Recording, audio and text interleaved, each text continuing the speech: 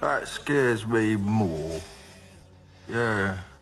Congratulations, Tommy. You now have the finished article right there.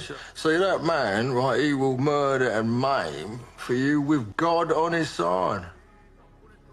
Yeah.